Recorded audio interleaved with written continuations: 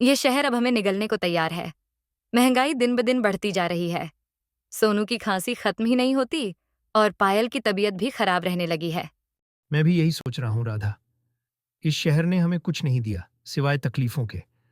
क्यों ना किसी गांव में जाकर नई शुरुआत करें। सभी ने इस विचार पर सहमति जताई और अगले ही दिन उन्होंने अपना सामान बांध लिया।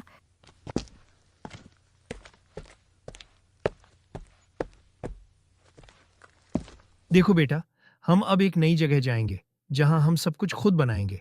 कोई प्रदूषण नहीं होगा और हम खुद के उगाए खाने पर जिएंगे।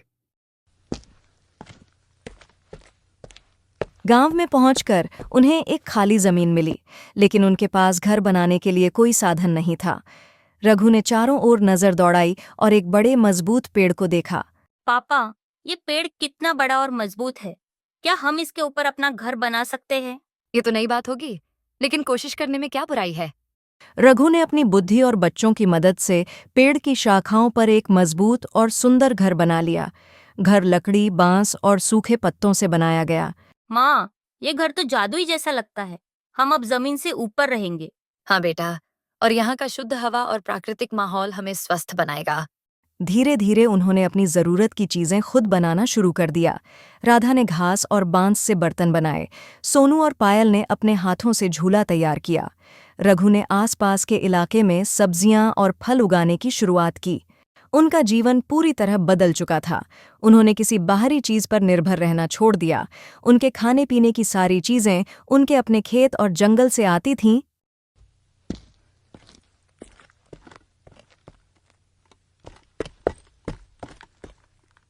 तुमने जो किया है वो हमें भी सिखाओ।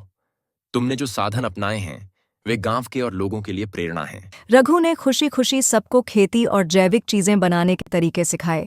धीरे धीरे पूरा गांव आत्मनिर्भर बन गया। रघु ने नीचे झांक कर देखा तो कुछ अजनबी लोग उनके खेत से सब्जियां चुरा रहे थे। राधा, नीचे कुछ लोग हैं। मुझे लगता है वे चोर हैं। रघु ने गांव के कुछ लोगों को इकट्ठा किया और सभी ने मिलकर चोरों को पकड़ लिया। चोरों ने बताया कि वे भी भूख से परेशान हैं और जीने के लिए चोरी कर रहे हैं। अगर आप मेहनत करना चाहें तो हमारे साथ जुड़ जाइए। यहाँ जमीन है, मेहनत करिए और अपना पेट भरिए। उन चोरों ने भी मेहनत शुरू की और रघु के परिवार का आभार व्यक्त किया।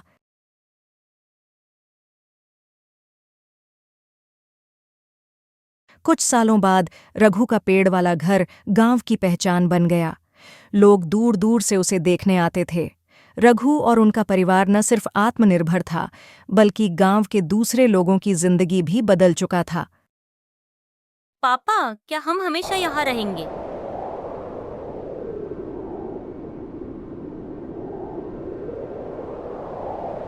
माँ, ये कंबल तो जैसे ठंड रोक ही नहीं पा रहा। बेटा, थोड़ा और सह लो।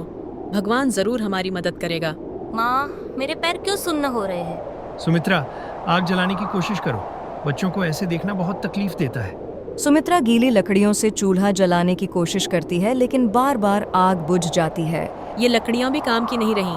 अब क्या करेंगे रामू? भगवान ही मालिक है। इस ठंड ने तो सब कुछ मुश्किल कर दिया है।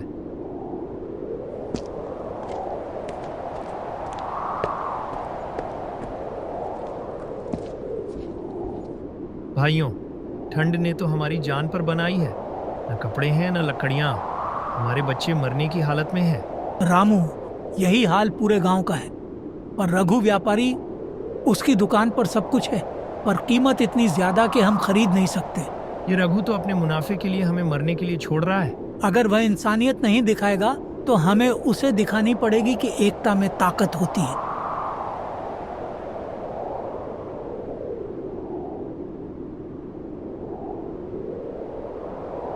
गांव वाले रघु की दुकान पर जाते हैं।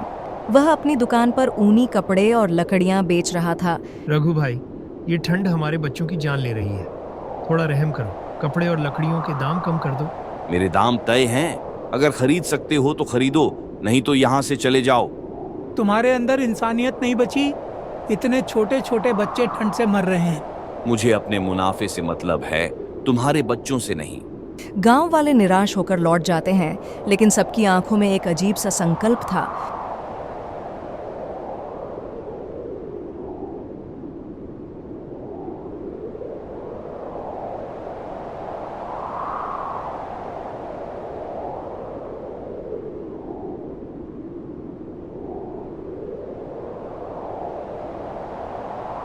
गांव वाले बच्चों और महिलाओं के साथ मशाल जलाकर रघु के गोदाम की ओर शांतिपूर्ण मार्च करते हैं।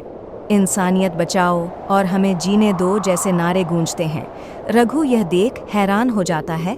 ये लोग मेरे गोदाम के बाहर क्यों जमा हो रहे हैं? रघु, देखो इन मासूम बच्चों को।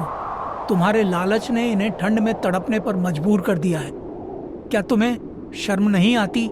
रघु भाई, ये वक्त मुनाफा कमाने का नहीं बल्कि एक दूसरे की मदद करने का है। अगर तुम्हारे घर में तुम्हारा बच्चा तड़पता तो तुम क्या करते? चाचा, मेरी छोटी बहन को बचा लो, वह बहुत कमजोर है। रघु के चेहरे पर असमंजस झलकता है। वह सोच में पड़ जाता है। गांव वालों का दर्द देखकर उसका दिल पिघलने लगता है। मैंने लालच में गलत किया, अब मैं तुम्हारी मदद करूंगा। रघु अपना गोदाम खोलता है और गांव वालों को लकड़ियां और कपड़े मुफ्त में बांटता है। मेरे लालच ने मेरी आंखें बंद कर दी थीं। अब मैं अपनी गलती सुधारना चाहता हूँ। इंसानियत ही सबसे बड़ी चीज है। आपने अपनी गलती मानी, ये बहुत बड़ी बात है। हमें याद रखना चाहिए कि मुश्किल समय में एकता ही हमारी सबसे बड़ी ताकत होती है। रामू, आज ठंड और ज्यादा है। लोग घर से बाहर नहीं निकलेंगे। इतनी मेहनत करोगे लेकिन सब्जियां बिकेंगी नहीं। सरोज, मेहनत करने वालों का रास्ता खुद भगवान बनाते हैं। अगर मैं घर बैठा रहूं तो बच्चों का पेट कैसे भरेगा? माँ की दवा कहाँ से आएगी? रामू अपना ठेला लेकर घर से निकलता है।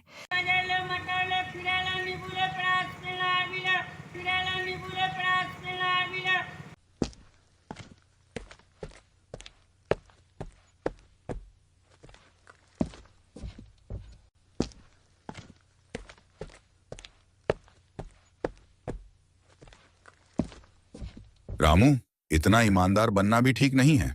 थोड़ा बहुत तो फायदा उठा ही लिया करो। देखो मैं कैसे काम चलाता हूँ। रघु, ईमानदारी ही मेरी सबसे बड़ी दौलत है। अगर मैं दूसरों को धोखा दूंगा तो खुद को कैसे देख पाऊंगा? रामू गांव की गलियों में सब्जियां बेचता है। लोग कम ही बाहर आ रहे थे, लेकिन रामू की मुस्कुराहट और आवाज बुलंद थीं। ठंड के कारण उसके हाथ लाल पड़ गए थे। ताज़ा सब्जियां ले लो। आलू, टमाटर, भिंडी, सर्दियों के मौसम की ताज़ी सब्जियां। कुछ लोग उसकी सब्जियां खरीदते हैं, लेकिन बहुत कम। शाम होते होते ठंड और बढ़ जाती है।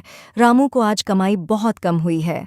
वह निराश होकर अपने ठेले को खींचते हुए घर लौटता है। सरोज, जो कुछ घर में बचा है बच्चों को खिला दो। मैं कल और मेहनत करूंगा। माँ के लिए भी दवाई लाऊंगा। रामू, इतनी ठंड में ज्यादा काम मत करो। तुम्हें खुद की सेहत का भी ख्याल रखना चाहिए। जब तक मेरी सांसें चल रही हैं मैं हार नहीं मानूंगा। यह गरीबी ज्यादा दिन नहीं रहेगी। अगले दिन रामू बाजार में सब्जियां बेच रहा था। अचानक उसके ठेले के पास एक बटुआ गिरा मिलता है। अरे, ये बटुआ किसका हो सकता है? रामू बटुआ खोलता है। उसमें बहुत सारे नोट और एक पहचान पत्र है। वह पढ़ता है कि यह बटुआ गांव के सबसे बड़े जमींदार सुरेश बाबू का है। इतने पैसे मेरे सारे दुख दूर कर सकते हैं, लेकिन अगर मैं इसे रख लूं तो अपनी ईमानदारी खो दूंगा। मैं इसे लौटाऊंगा। रामू बटुआ लेकर सुरेश बाबू के घर पहुंचता है। वहां सुरेश बाबू परेशान बैठे थे। सुरेश बाबू, यह आपका बटुआ है। यह मुझे बाजार में गिरा मिला था। रामू, तुमने ये बटुआ लौटा दिया? इसमें तो पूरे 50,000 रुपये थे। तुम्हारी ईमानदारी की जितनी तारीफ की जाए कम है। सुरेश बाबू के घर में रामू को देखकर एक आदमी, रघु, चुपके से बातें सुनता है। वह रामू से जलता है और उसकी छवि खराब करने की योजना बनाता है। रामू तो गांव में हीरो बनता जा रहा है। अगर इसे कोई नुकसान हो तो मैं उसकी जगह ले सकता हूँ। अगले दिन रघु रामू पर झूठा आरोप लगाता है कि उसने बटुए के कुछ पैसे चुरा लिए थे। सुरेश बाबू रामू को बुलाते हैं।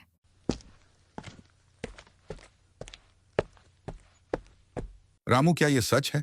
नहीं बाबूजी, मैंने एक भी रुपया नहीं लिया। मैं गरीब हूं लेकिन ईमानदार हूं। सुरेश बाबू जांच करवाते हैं और पता चलता है कि रघु ने झूठा आरोप लगाया था। सुरेश बाबू पूरे गांव के सामने रामू की तारीफ करते हैं। रामू जैसे लोग इस दुनिया के असली नायक हैं। मैं इसे अपनी जमीन का एक हिस्सा देता हूं, जहां यह अपनी मेहनत से खेती कर सके। धन्यवाद बाबूजी। यह मौका मेरी मेहनत और ईमानदारी का इनाम है।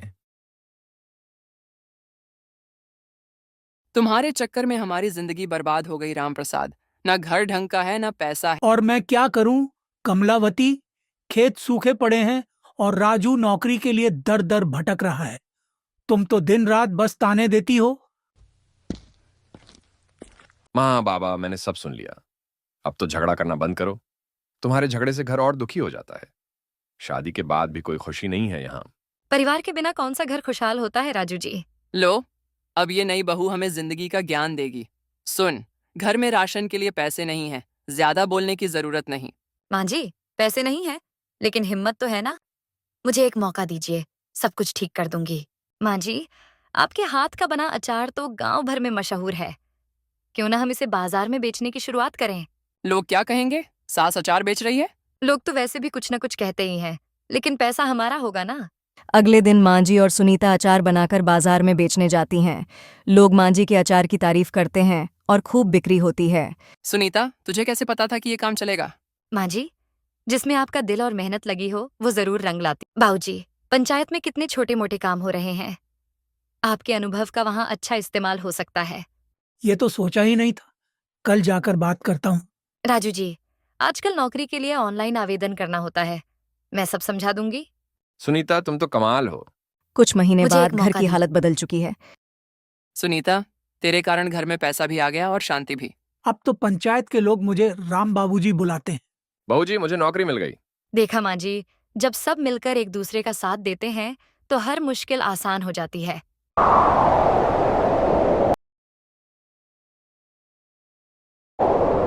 ऐसी ठंड मैंने अपने पूरे जीवन में नहीं देखी। लगता है ये साल गांव वालों के लिए बहुत कठिन होने वाला है।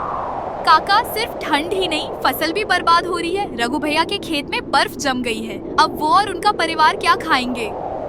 ठंड ने सिर्फ खेतों को ही नहीं बल्कि लोगों को भी बेहाल कर दिया है। बच्चे बीमार पड़ रहे हैं। ललिता की बच्ची को बुखार है और उसके पास दवाइयां लेने के पैसे नहीं हैं। गोपाल बेटा, मेरी गुड़िया कल रात से कांप रही है। उसके गाल गर्म है और शरीर ठंडा। डॉक्टर से दवा लेने के लिए पैसे नहीं है। चाची, आप चिंता मत करो, हम कुछ न कुछ जरूर करेंगे। गांव के लोगों को एक साथ आना होगा। ठंड सिर्फ एक व्यक्ति की समस्या नहीं है, ये पूरे गांव का संकट है। अगर हम सब ने मिलकर इसका हल नहीं निकाला तो हालात और भी बिगड़ जाएंगे। गांव वालों, इस बार की ठंड ने हमें बुरी तरह से जकड़ लिया है। रघु जैसे किसान अपनी फसलें खो चुके हैं। बच्चों की तबीयत खराब हो रही है। अगर हम सब ने मिलकर कुछ नहीं किया तो कई घर उजड़ जाएंगे। बात तो सही है, पर हम क्या कर सकते हैं? हमारे पास न पैसे हैं न संसाधन। हमारे पास एक चीज है जो सबसे बड़ी ताकत है, हमारी एकता।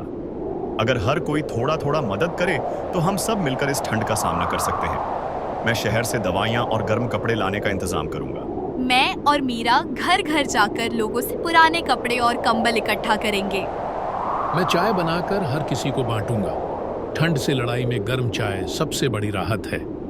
ठीक है रघु, तुम जंगल से लकड़ियां इकट्ठा करोगे और हर कोई इस काम में अपनी तरफ से मदद करेगा। रघु लकड़ियां लाने जंगल जाता है।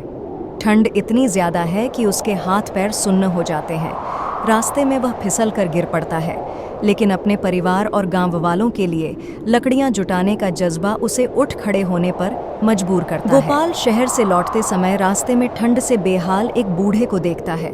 वह अपनी जैकेट उतारकर उसे पहनाता है, लेकिन इस दौरान उसकी उंगलियां जमने लगती हैं। सुमन और मीरा गांव वालों से कंबल और कपड़े इकट्ठा करती हैं। एक घर में उन्हें मालूम पड़ता है कि एक बच्चा बीमार है और उसके पास न गर्म कपड़े हैं न खाना। दोनों महिलाएं अपनी चप्पलें और कंबल उस परिवार को देकर आती हैं। रात का समय था, ठंड अपने चरम पर थी, अलाव बुझ रहे थे और लकड़ियां खत्म हो चुकी थीं। बच्चे और बूढ़े ठंड से कांप रहे थे। अगर जल्द ही कुछ नहीं किया गया तो कई जानें चली जाएंगी। भगवान हमारी मदद करो।